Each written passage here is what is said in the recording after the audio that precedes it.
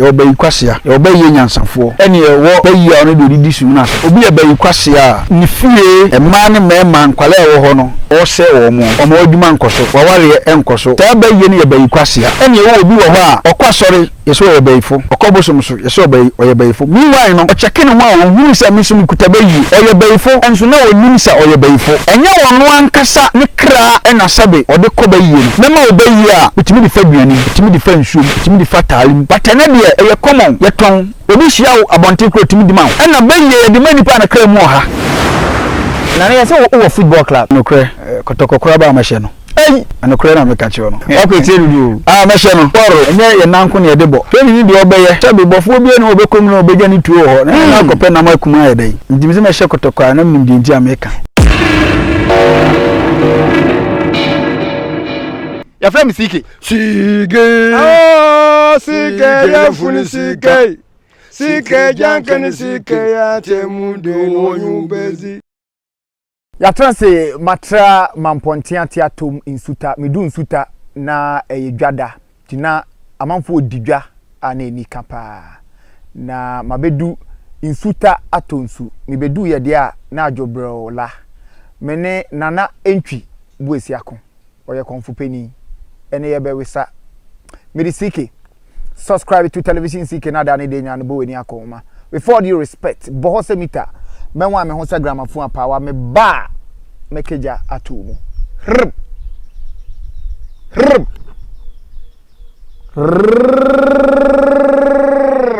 stick and stay me ba enya asase ani asase amanso twenda ho ehu so pani kwapi akraman ni panyenim asase ne de amanso twibia nda ho na da ho no tetrete so himpom bi enim eno de bebi a wunya bi ato a ene Nasco Properties die nika ewo Nasco Properties wato asase na wiaje ho nkrata ne bibia no ope wo mo mbesi amawa jai omo qualified construction team adan bia ope bia ombe kukurasi wonum kinkren Nasco Properties wo farmland asase yantama yade yekua ewo Winneba ne Cape Coast Quantimpon ne so Simbrofo a eben Apam Junction Nasco Properties insase ne twehia mbia ye Kaswa Winneba Road Dominase near the new Agbogloshi Onion Market Kaswa Winneba Road Akrampa near Fete Kakraba Kaswa Bojiasi Road Papase near Richmond School Complex Pram Old Ningo near Ningo Secondary School Tema Akosombo Road Shai Hills Osudoku Frey 0240 221 0277 071 717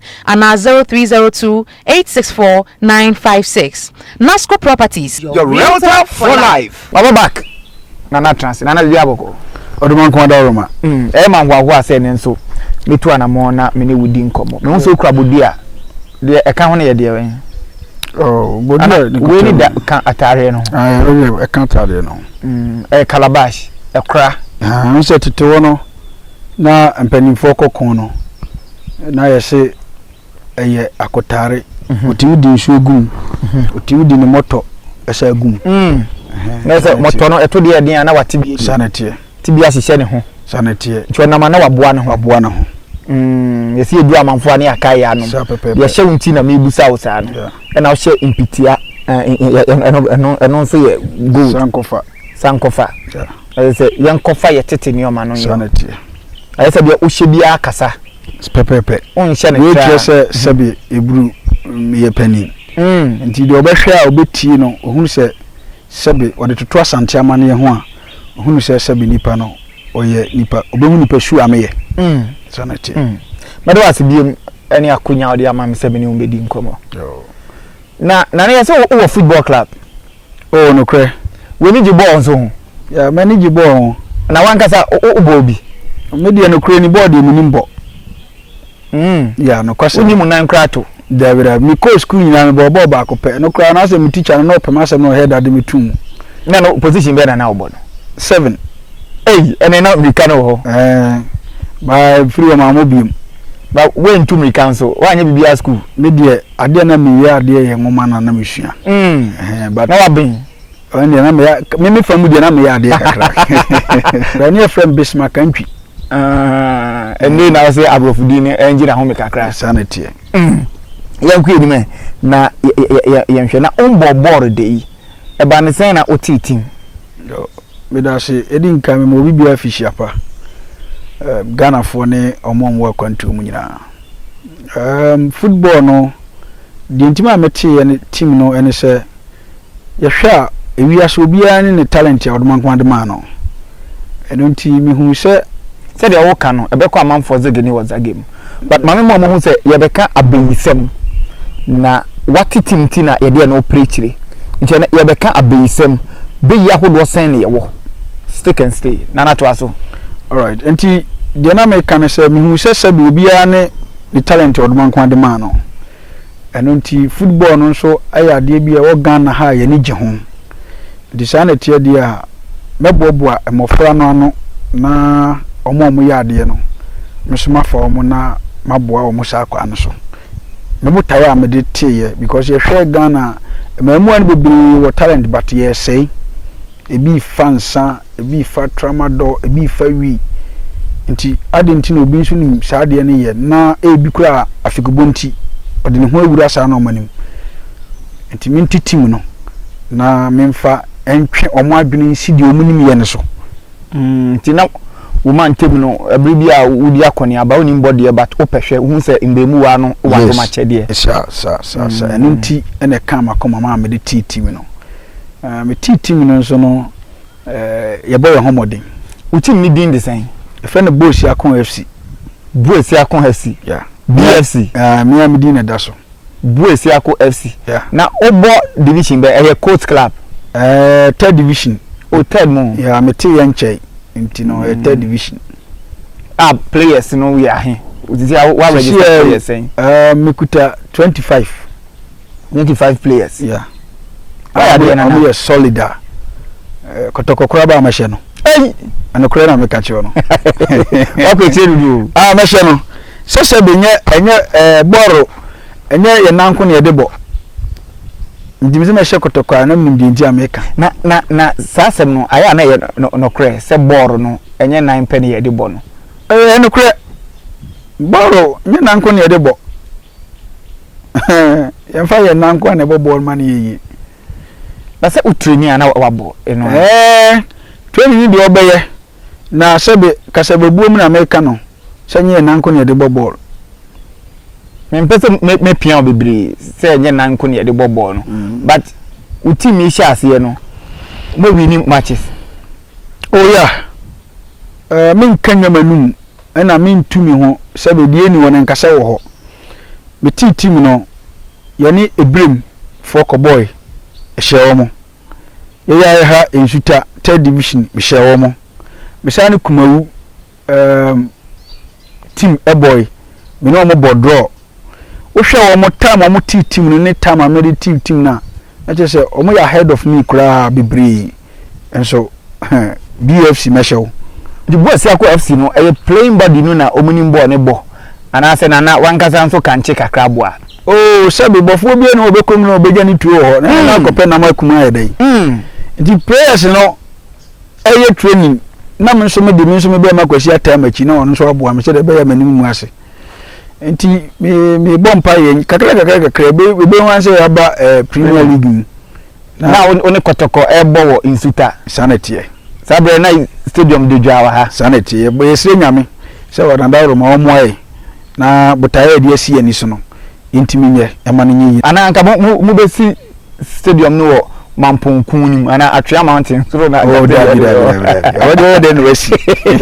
enti butaye be ni ti so asai se wo ma enkra no abobo no o pese bi tu kwan kwa abrochire u be didwa u be tom players ni bi ama Asante Kotoko ha to folk ne clubs akesie ye wo Ghana na ebibi memu no megidi sesebe oni pade bi a wo ye bi amfaso enti na wo ye na mesro do man kuma se omo ame na mentimi enye ne me pese me ye na se de be ya daachi bi bia enye mi kromfo nko na me de aye o afefa enkwala na firi baabi bibiri na ye be ka se wo na ntwa dawro mana ma asimesi kwa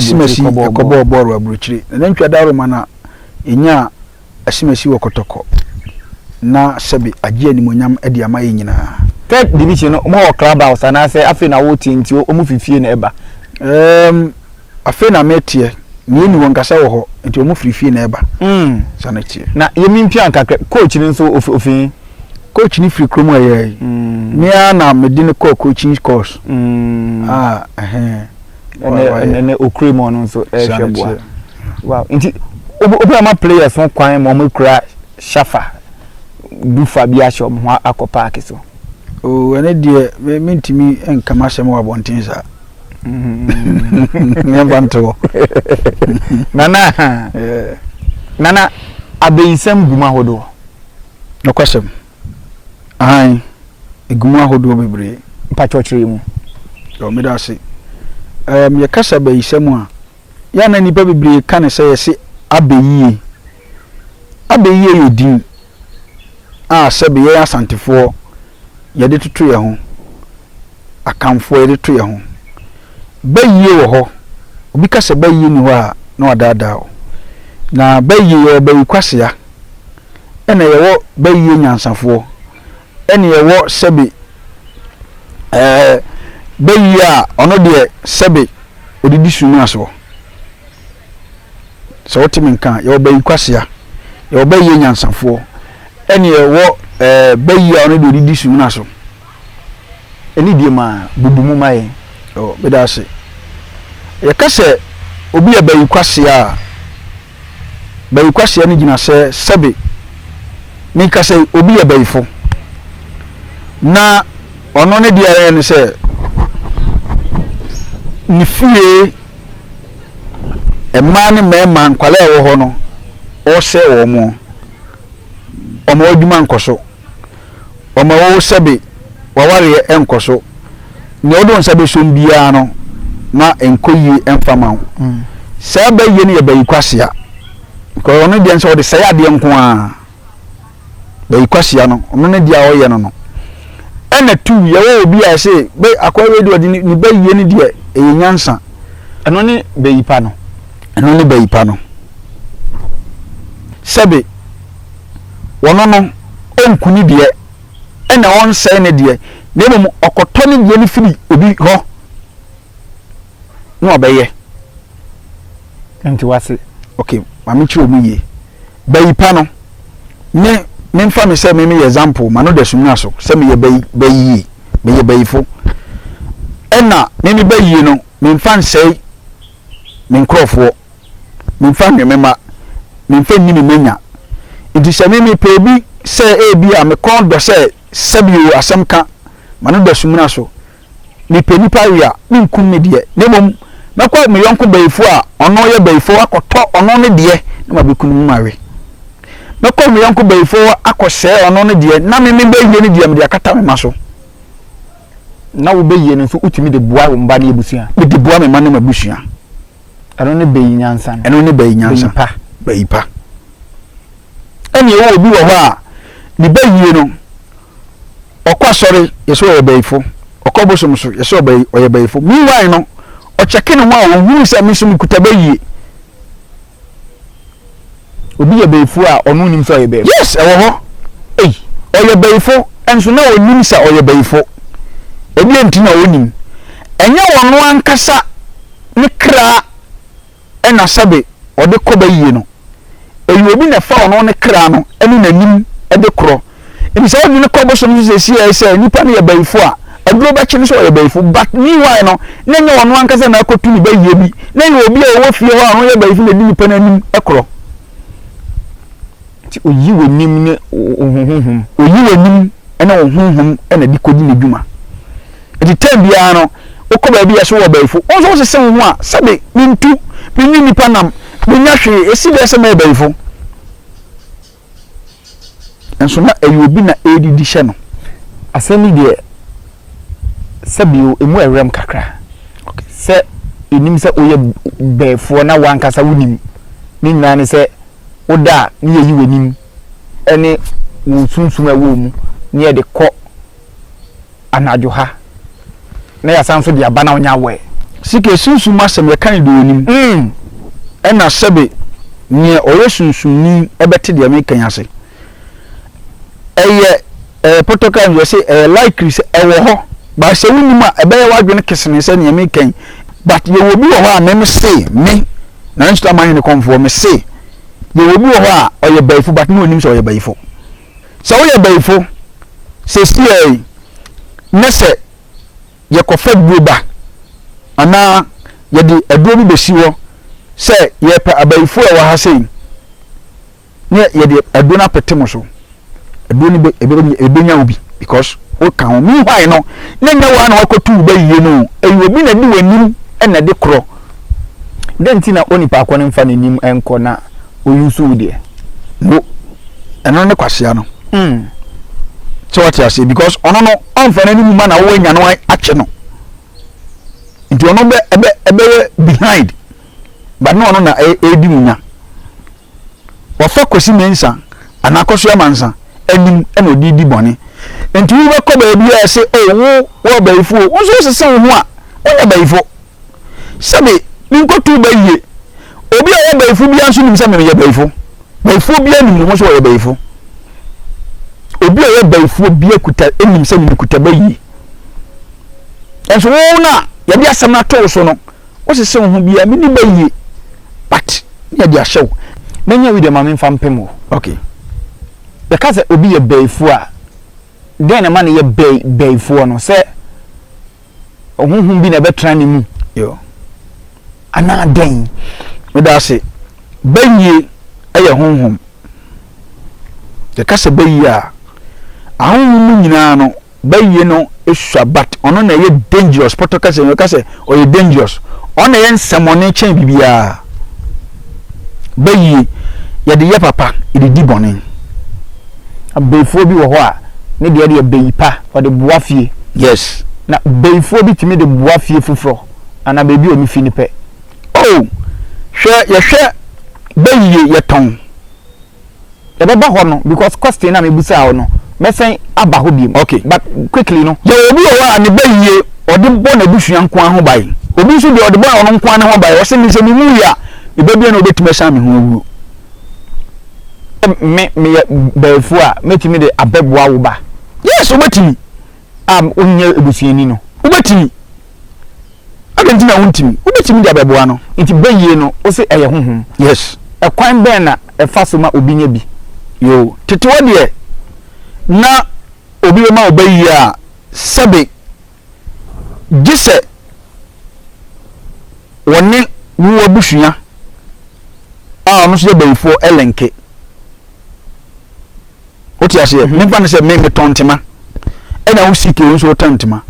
eni se me pese me ma obi entima to wo busua nim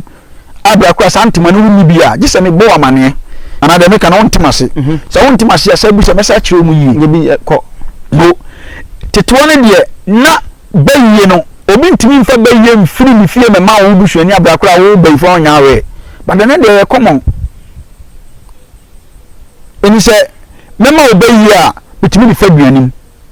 bitimi di fa nsuom bitimi di fa talim bitimi di niame me fi se me pe no ena me de be fa me de bayie ni be ma na honhom no abedua wo mu enti honhom ba ko no otimi wo we mu otimi wo mi mu otimi wo enipa hodo bayie bi edunkon oha bayie no kura wo bi usike wo bayie ni bi to boase bayie ben na me wo no ye baba ho sa yeah entina eyade se yede bayie no efa aduane ensuo na sebe yede amanipa batene de eye common yeton obi hia wo abonte kro timi di ma ena bayie yede manipa na kra mu oha se yede bayie ma na o kra mu obi na bayie ni ntimi na o kra na ntena one etimi da na o twere amofre na epilepsy no sa yes enti obi wa wo twere wo chine entimi nsa two etimi bo odam because all kra no ekuta wo no esom echen bayie no ti bayie ni ntimi nya control wo kra na so ntimi za wo de be sew ene se okra na edendia ade na ompa mo bayie no no ma me kire wade ade bia ye wo ne papa ne boni wo ho so wo ti ase esan se bayie no o kra na eduo na esuro bayie ni ntino entimi en control no se wo du betu no enti bayie no so be pekwa ya be fa so a obetimi di asewo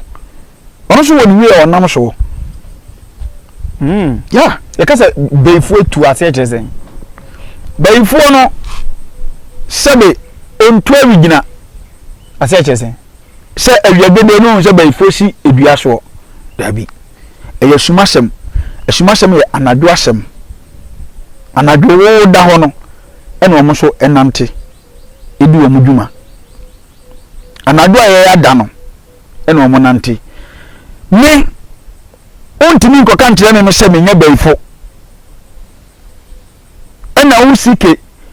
ontimi obi ntimi nkantere wo se wo nye bayifo ewiase onipa bia na wiase bia obaye ni bi obi a wonam wiase bia e obaye ni bi but the question is all the any bayipa ana bayikwase enti beye ya common sa obia but egumu ahodo sanatie dize obi no board ba ko de owo board mu beye mo enti mi ka se si ke obaye no on say wo obaye kuta on say wotena se gbininya hu say no me de befa media adwuma to me ho so woti ase baye no a kire wo say fa adwuma we to ho so ebeboa wo obayi na no nti min kan se wo bayifo se wutu a wo nipa nam so woti ase ye wo bi ho ade bi obaye bia na ye yos ko we de bayifo o ye bibia na ye yi ono ni bayi no onko adu so da onko asori da enso adwuma bia o ye bia no ekoyie ma no no ode ba ya na sanetie odini baye ni firi na baye boni baye ni se otena ase ehunu se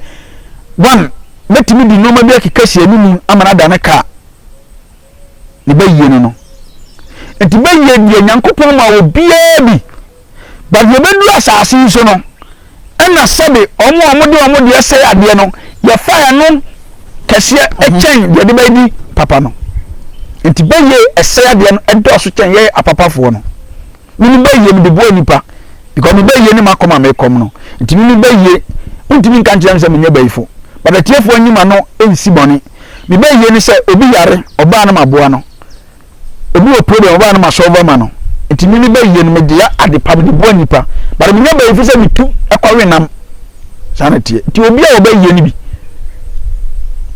obi nso timi ba na ni baye na ye de ma na ye bayi boni na eno de aje se ye de ma ana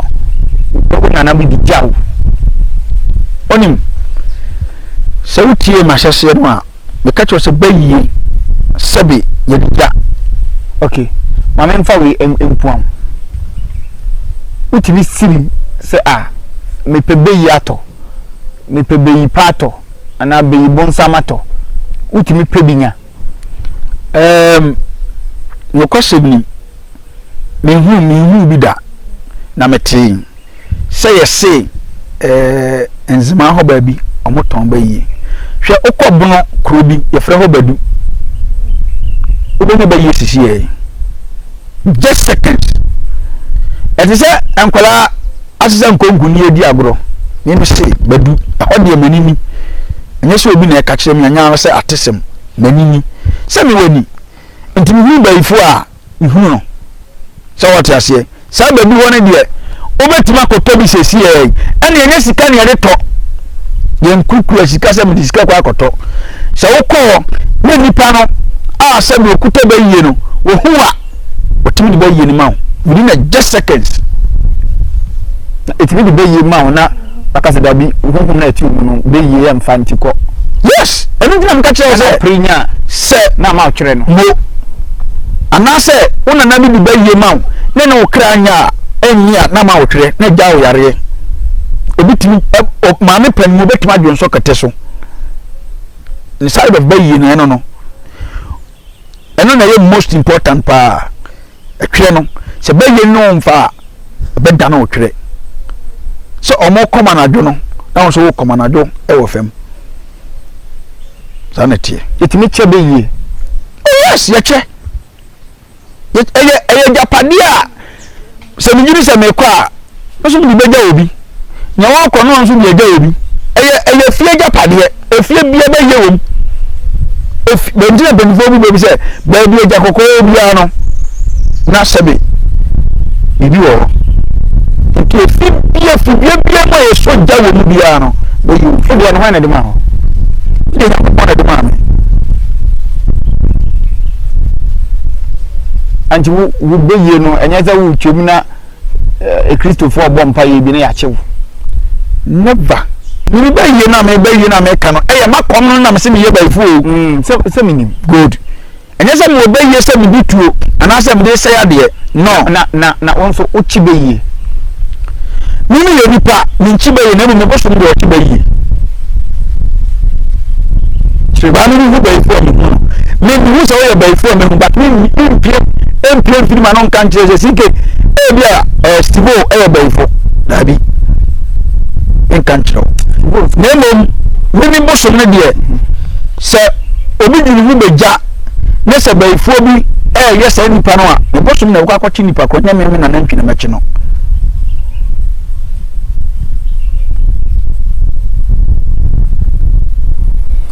beisam ye biso a ye kan na nantwi buesi akon eye